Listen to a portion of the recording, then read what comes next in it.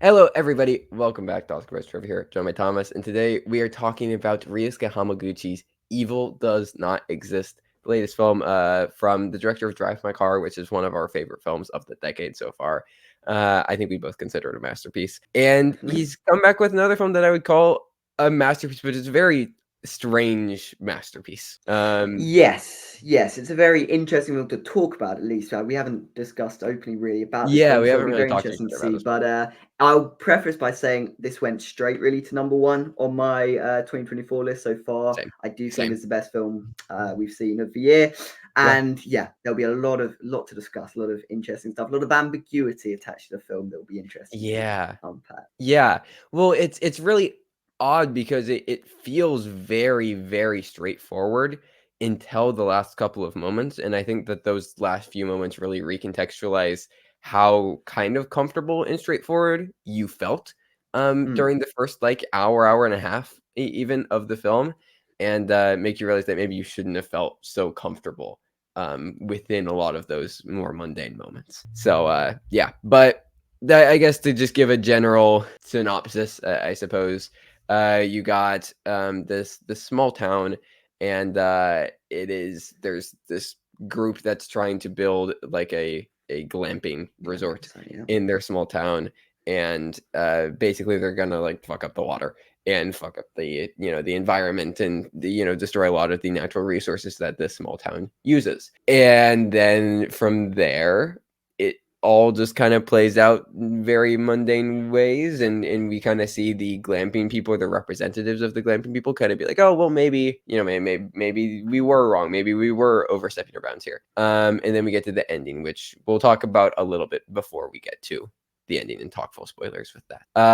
But I think the tone that this film establishes is really, really interesting early on, because it is very intentionally kind of slow and mundane and almost serene. Like, it does feel very like poetry and nature and Mm. that sort of feeling early on. Yeah, there is like no dialogue for 10 minutes, pretty much. The Yeah. opening 10 minutes. There's like bits of it, but it's a lot of just natural scenery. And initially, I was like, why are we doing all of this? But then it Yeah. makes sense because you do need to establish his setting, which is very linked to this sort of slow, mundane tone. As you say, it's all in this setting, all in.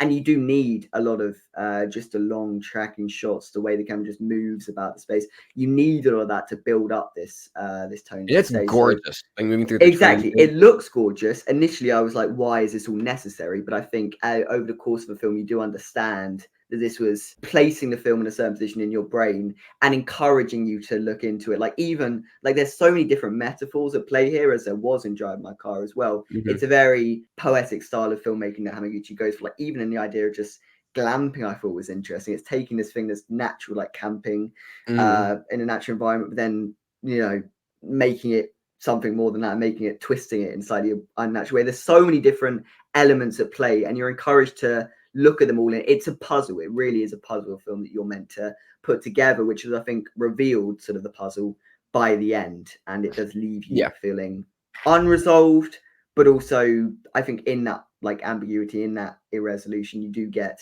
a lot out of it. There's a lot to chew on after the credits roll. It's a film that really works more once you finish seeing it and Yeah. after seeing it than it does while you're watching it in a weird And way. I But it's still haven't great gotten worth the watching. chance to rewatch it yet, but I really want to, because I Yeah, think there would be a lot more revealed, on a rewatch. yeah. No, it's But very similar to Drive My Car in that way as well, yes. which like it's sort of you don't quite register what it's doing to you until the end, and it sort of all washes over you, and eventually you can then sort of Mhm. start picking at it. And But it yeah. is a film that does wash over you and really seep Mm. itself, like, deep inside of you, to the point where it's been a couple days since I've watched it, but it's really just lingered in my mind, and I just find myself thinking about certain moments, and also the score, I feel like we have to mention Mm. briefly. Score is beautiful. Like, the film, I think, was developed, I think, a lot, like, around, the score, and there's actually Definitely. a piece of this, like, there's a 30-minute short film that's, or something like that, that's like a live accompaniment of the score. Okay. It's separate film, that was showed at Venice, I think. And I am publicly spreading misinformation because I don't know all of the details on Yeah. this, but there was some sort of like live score element in a separate version of the film that was shown with that. And I know that it was, yeah, the score is like very intrinsic to the development.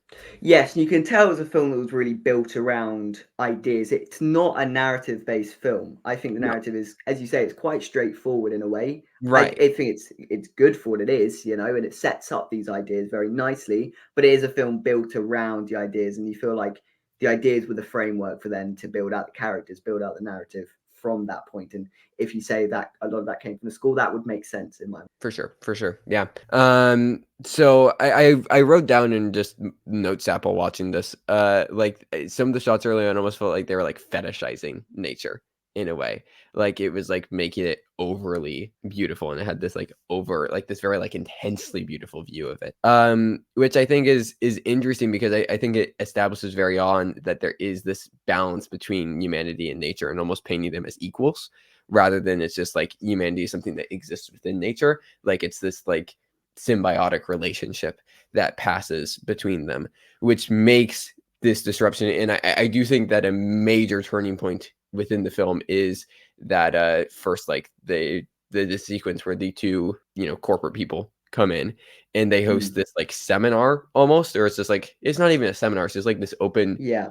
Q&A with the community in a sense. And in that moment, the language of the film really turns from being this very like low-key loose, like almost like dreamy type feeling, to this more corporate feel. And you see that within like the language being used. And when they're going back and forth, it's like this battle between corporate language and more like loose language that's being used, which I feel like you feel even more if, you know, we both understood Japanese and didn't just have to take it through the translation. Yeah. But I think you can even feel that through the translation. Yeah, and because a lot of it's quite blunt as well, like in a Mhm, film that's sort of maybe setting itself in this sort of kind of mystery genre. I don't know, it's not really fulfilling any of those things. And the mhm. idea of a septic tank that is the turning point that the whole film revolves around, it's just revealed. Like one Yeah, character just says the septic tank's gonna fuck us essentially, you can't do this. And yeah. that's not built up to it. It does have this very natural mundanity. That's not a word, but we'll go with it. We'll go. It's a word now.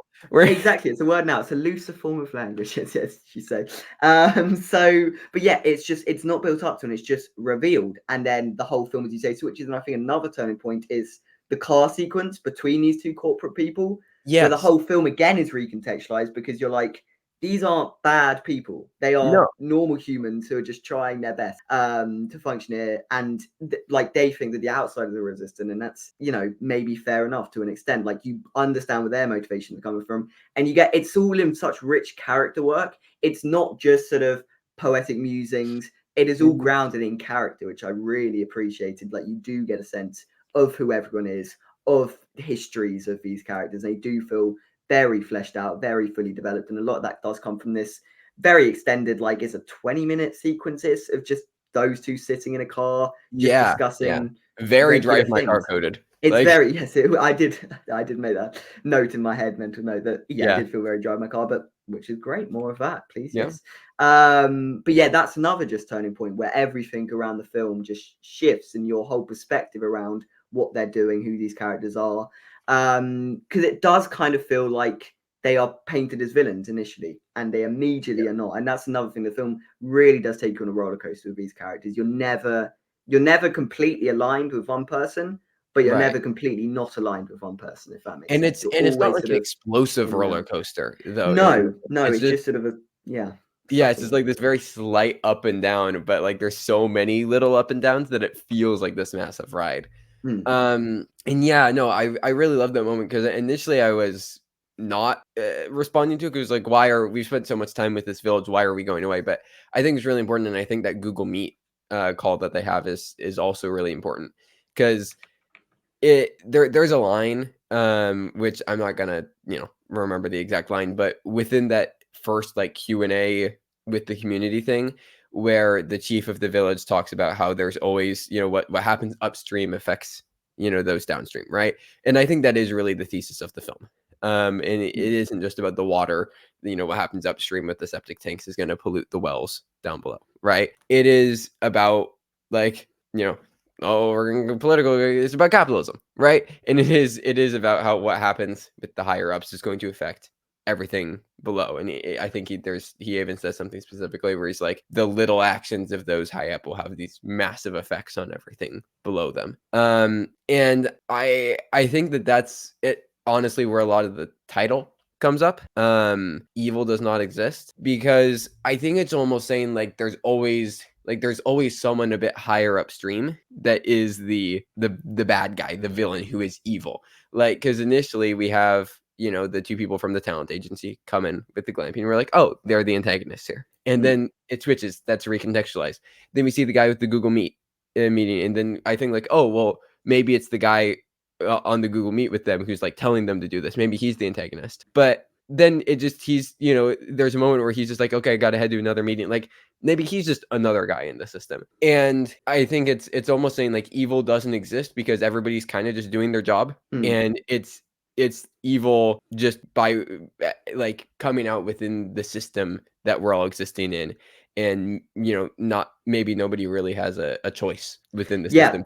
And even the fact that it all started from, it's a very interesting film when it's grounded, like, because it was from these COVID grants or bursaries or whatever that meant that they were building quicker than they perhaps should have done to get these grants. And that is even based in nature. Like, it always started from a natural thing that has just caused this chain of event to really trickle down and have very human effects. So it's all, as you say, it's very nebulous as to what the big bad of it all is, or what he's trying to impart onto you. It's all very grey. It's a lot. It's dealing in all these grey areas, which I think is quite interesting. It feels very contemporary in that regard. The fact that it is so based in, like, we're already getting COVID stories coming out of that, and stories very and it is all about the disruption and balance between humans and nature, which is so clearly established early on. Exactly. But even though it is grounded in this contemporary context, it's still it has this air of timelessness as well, which I think will mean it is constantly being reevaluated over time. It feels like this is a film in 20 years and 30 years. It will still be looking back on, still be drawing stuff out of. Which is why I say I do believe this is like a masterpiece of a film, but it's in a very different way than Drive My Car, where that feels just eternally timeless, like almost as if like that film could have come out 50 years ago, 20 years in the future, and it still, I think, would have had the same impact. And I think this film, it's so rooted in the now, but will also still last like forever. And as you say, I do think it will be reanalyzed forever and ever and ever. Because this kind of thing will keep going on forever and ever and ever. Like, it is just the system that the world is wanting to make money in this way, and how that will affect the nature. Because it's all about the conflict between humans and the natural world, which, funnily enough, will never stop. Right, exactly. And it's just about like the systems that we try to put up against the natural world. And another thing that I wrote down is just about how capitalism, like, almost like it's like corroding the nature. Like, I just imagine like this water just rushing down these mountains and slowly eating away at pieces of it. And that's kind of what it's doing, but it's also, how do you stop that? Like, we've already put the system in motion.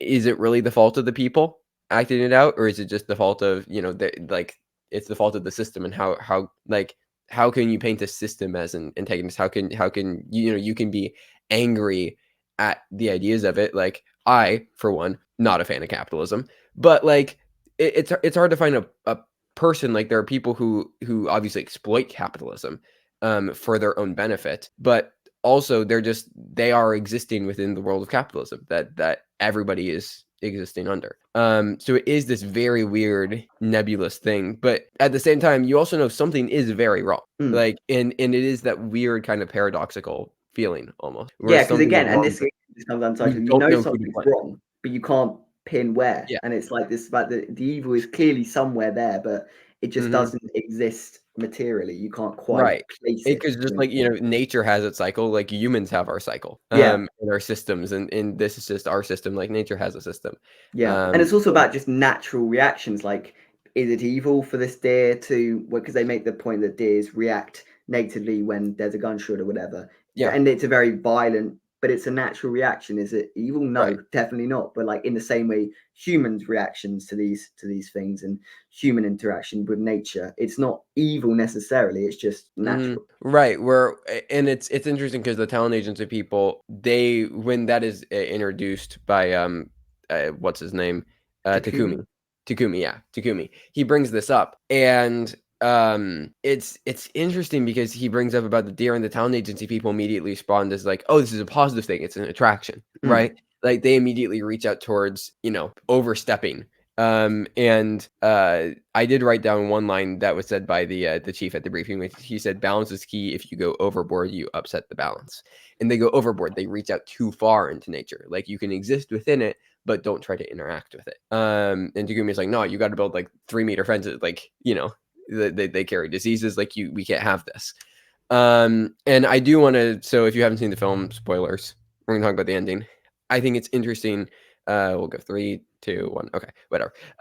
So Takumi's daughter constantly throughout the film, and you don't even register at first, but one of the first things we see in the film, she is going overboard. She is overstepping the balance, it seems, into nature. And I don't think it's something that you entirely register until the final time where she goes missing and everybody's out looking for her. And it's like it was that overstep in balance that did end up kind of creating the climax of the film. And at first it feels very out of nowhere, like, okay, this is what the third act is it's searching for Takumi's daughter. But as you say, the film really isn't about the narrative. It's more so just about these, the narrative and service of these collection of ideas. And I think that was the perfect way to resolve this collection of ideas. Yeah, and because I mean, it's not even just about balance in terms of nature versus humanity. It's also about this idea of insiders and outsiders, and the fact that Takeshi dies at the end as well, presumably. Like we presume, again, this is all presumably because it never gives you definitive answers as to what happens in the end.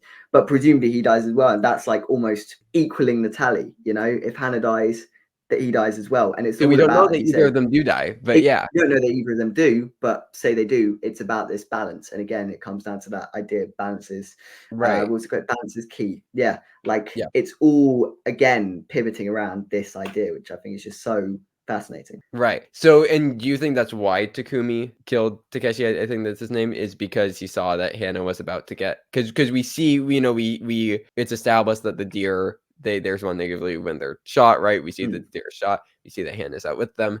And it's presumed that Hannah was then attacked by the deer. But Takumi, instead of going to try to save her, just chokes out Takeshi, and it feels very out of nowhere. And I read an interpretation of evil does not exist as like, evil can be like, there can be no evil in a place, but when outsiders bringing in this evil idea, because it isn't even the outsiders who are evil, but they're bringing in this evil idea and this evil system, then that brings the evil into the town almost, and it makes a peaceful town and a peaceful man, not evil, maybe evil because he killed a man. Like, yeah, exactly. And again, it's all down to the gray, but it does feel quite like a fable in that regard. It's about this group that come in, and then you just watch as this as the town, the insiders' reaction just sort of, and it's all filtered through this one character. It's very clever how the sort of the whole reaction of the town is distilled into this very personal story.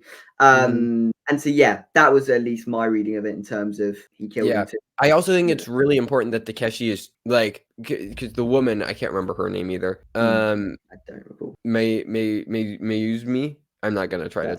I'm sure I'm pronouncing that incorrectly. But anyways, she seems very content to just like keep working within the job, whereas Takeshi feels very dissatisfied and he wants to almost be a part of the town. Like he tries to like chop the wood, right? Yeah. And he mentions like, I want to be the caretaker. Like I want to quit this job and I want to be the caretaker of this. So it's like he's trying to like infiltrate. And it feels like he wants to do so artificially, because we do see somebody who came into the town, the woman at the Q&A who has the shop, right? But she talked about how she uses the water and she uses the resources of the town. So it's like it's almost like the outsiders, like they must be, I guess, integrate with the resources. And it didn't seem like Takeshi was willing to do that, which I don't know. I think it's an interesting parallel for maybe why Takumi did decide to probably kill him in the end, because it does feel so out of nowhere. But in my mind, like logically, I can be like, okay, that feels out of nowhere, but also it just feels correct when watching it. Yeah, and it feels like what it was building towards in many ways. Yeah, like it even though there was like no setup for it at all in the narrative. Yeah, but equally, like just because the film has this sort of mundane quality throughout, the explosive finale, if you like, which is still treated very low key, kind of, but it Yeah. is pretty explosive in terms of what is actually happening. It still feels correct because everything, as I say, is so grounded in character that their decisions and their motivations you're fully on board with. You're fully strapped into what they're doing, and they feel so real. They feel so recognizable as people that like it makes sense. Their reactions. There's also I feel like there's something with a mother and lack of a mother going on. I Yeah, didn't because really we do see that there is a exactly. picture. There's a Yeah, picture of and Takumi's. it's about a mother dear, and Hannah doesn't have a mother. Yeah, the mother. There's Yeah. something at play there. I wasn't quite able to put that together. That is the And type of thing where on Takeshi rewatch, also keeps on mentioning how he wants to get married, have a wife, settle exactly. down. Yeah. No, there's definitely a through line there. Wasn't able to quite piece together. That is the type of thing where on rewatch, maybe that just unlocks a whole new layer of Yeah. meaning because it's again these ideas are bubbling there on the surface, but it really will take a lot to Because I wanna drill pay more down into attention all to of them. Hannah, because Mm, she becomes really the focal point, but she almost just seems like kind of an aside for the first hour and a half of the movie. yeah. But there is stuff with her going on throughout the film. Yeah, because there's so much interesting stuff happening with the A plot that you sort of park that out your mind. There's so many interesting Yeah. ideas in the main central narrative that you sort of get slightly disconnected, which maybe in turn is a metaphor for Right? Takumi's disconnection with Hannah to some regard. Yeah. Like he becomes fully absorbed in his project and she is just able to sort of go wandering off without being noticed. And Yeah. No, I mean, it's a masterpiece. Like, it's this is very it is a impressive. truly brilliant film. It will only get better on rewatch. Like, I know it will get better on rewatch. I can't wait to rewatch it. Mm. And it's a Um, type of film that really does connect both intellectually and emotionally. Like you are fully yeah, invested and you are like it's a very pretty entertaining heartbroken film. by the end, but Like, equally it stimulates the sort of puzzle solving yeah, side that a lot of the best films really do, where it does feel like, as you've coined, people didn't coin it, but like films created language right. for It a new is the language for language you to of film. I decode. was And not the this first person to say really that, but does feel like that. Yeah, you yeah, probably didn't coin that, but we'll go yeah, with you coining it anyway. it was not my thing, but that is what I love in a film when I feel like a film invents a language and then teaches you the language, and then by the end you're able like it's like you're able to speak the language with other people who just learned it. Mm, And I think I think those are the best type of films. I think that those are the type of films that we have the best conversations about because it is like we've definitely. just learned a language and are able to speak to each other in this new interesting language that Hamaguchi's just invented and taught us. Yeah. So yeah, no, brilliant masterpiece. I think that's everything that I have to say Pretty for now. much. Yeah, I think that's So, probably wraps up most of the things. If we're looking at a rating, I'd probably only give it 9 for now, just because on rewatch, I'm sure it may go up to 10, but yeah, there's it's a just very some strong pieces. 9, but could very easily. Exactly. On first watch, not all the pieces do connect. And that will be a problem for many. And Right. but it's not a big deal I because do I'm feel like sure on they're rewatch, there. as I Like, say. the pieces are there, and I just Exactly. like, The pieces are it's a there me and thing, like not the movie thing. yeah, Like, and like maybe they don't all connect, who knows? Or maybe it's just because it's so rich with detail that they're never going to connect first time throughout. But either well, way, very, very high recommendation, and it is one of the best yeah. films. My favorite film of the year so far, pretty easily. Same. It has usurped the People's Joker for me. What was it for you? It was How to Have Sex and June Part Two Okay. are the ones kicking Nice. about there. Nice. But yeah, no. Evil Does Not Exist. Best film of the year so far. Very high recommendation. More reviews coming soon. I think Definitely. next review will be Furiosa probably. Yep. So make sure that you stick around for that. But until then, thank you everybody for watching. Stay safe and goodbye.